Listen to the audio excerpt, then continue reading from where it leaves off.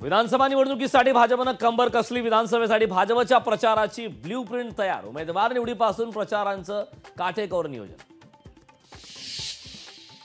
आमची आघाडी हाच आमचा चेहरा। मुख्यमंत्री पदासाठीच्या ठाकरेंच्या चेहऱ्याला पवारांचा विरोध। ठाकरेंच्या नावासाठी राऊत पुन्हा आग्रही। एकनाथ शिंदेंचा विश्वास तोपर्यंत सेनेतच राहणार। संभाजीनगरच्या पालकमंत्री पदासाठी अब्दुल सत्तार इच्छुक। ज्येष्ठ नागरिकांना सरकार घडवणार तीर्थाटन। सरकारी खर्चात ज्येष्ठ जाणार तीर्थक्षेत्रावर। राज्य सरकारची आणखी एक गेम चेंजर योजना। सांस्कृतिक खातं तिथीनुसार शिवजयंतीसाठी आग्रही। तिथीनुसार जयंती मागे विरोधकांना राजकारणाचा वास। पेपरफुटीला आळा घालण्यासाठी कडक कायदा केला जाणार। उपमुख्यमंत्री अजित पवारांचा विधानसभेत आश्वासन।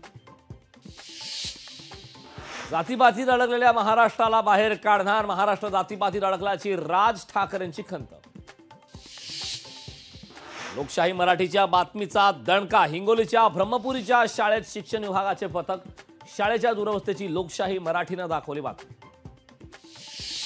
आळंदीत रंगला माऊलींच्या पालखीचा प्रस्थान सोहळा। संत ज्ञानेश्वर माऊलींच्या पालखी सोहळ्याचं यंदाचं 193 वर्ष।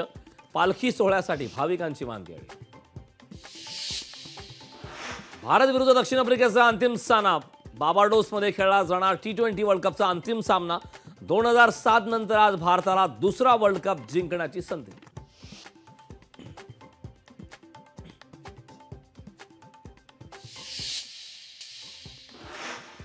पंढरपूरच्या वारीत महाराष्ट्र शासन सांस्कृतिक विभागाचा चित्ररथ सामील होणार। सुधीर मुनगंटीवारांच्या हस्ते चित्ररथाला हिरवा कंदील दाखवण्यात येणार। वैद्यनाथ तीर्थक्षेत्राच्या विकास कामांची धनंजय मुंडेंकडून पाहणी। तीर्थक्षेत्रासाठी राज्य सरकारकडून 286 कोटी मंजूर। आळंदीत पावसाला सुरुवात। मुसळधार पावसामुळे वारकरी ओलेचिंब। नितीन गडकरींनी टोचले नागपूर पालिकेच्या कर्मचाऱ्यांचे गाण। पालिकेच्या कॉन्ट्रॅक्टरच्या कामावरून गडकरी नाराज। कथाकार पंडित प्रदीप मिश्रांनी मागितली माफी। प्रदीप मिश्रांनी राधा राणीबाबत केलं वादग्रस्त वक्तव्य। माजी आमदार वसंत गीतेंच्या कार्यालयावर होणार कारवाई। सूडबुद्धीनं कारवाई होत असल्याचा गीतेंच्या समर्थकांचा आरोप। अधिवेशन काळात सामान्यांच्या प्रवेशावर निर्बंध। अधिवेशन काळात मंगळवार गुरुवारीच प्रवेश पास।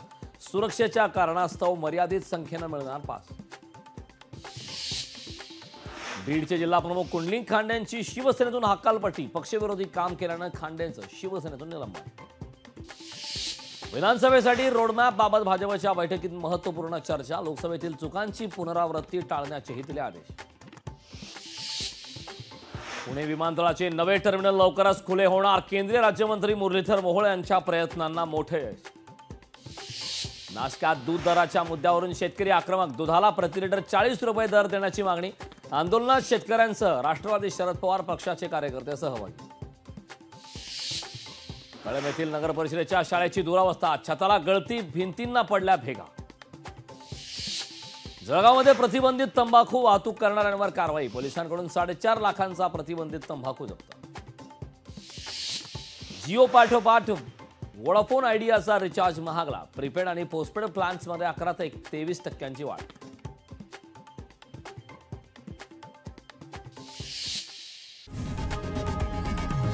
लोकशाही मराठी ऐका, पहा, जागरूक रहा।